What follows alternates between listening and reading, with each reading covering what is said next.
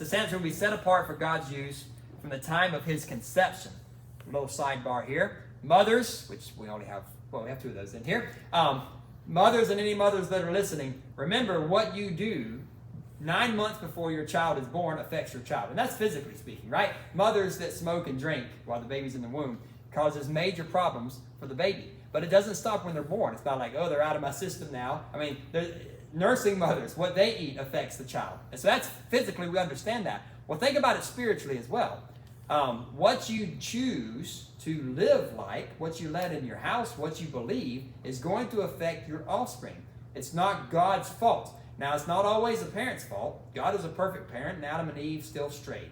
But what we do as parents, we are held accountable for our children. So this is one good example of how God there's life in the womb before birth, right? Because God said you have to be a Nazarite mom because that is a person inside of you. So this is another clear example of how there's life before birth. But it doesn't stop when they're born. It doesn't stop when they're 9. It doesn't stop when they're 19. What parents do, they helped him get a wife he wasn't supposed to have. You ever thought about that? He said, they did kind of rebuke him. Why can't you get a good, godly, Israelite girl? But they still went along with him and helped him. The godly thing to do is just say, no, if you want to rebel, go rebel. We told you don't do it, don't do it. They were at the wedding and stuff. They said, well, you shouldn't do this, but they went along with it. Imagine what Samson could have repented from if they'd have not actually joined him in the pig pen and helped him do wrong.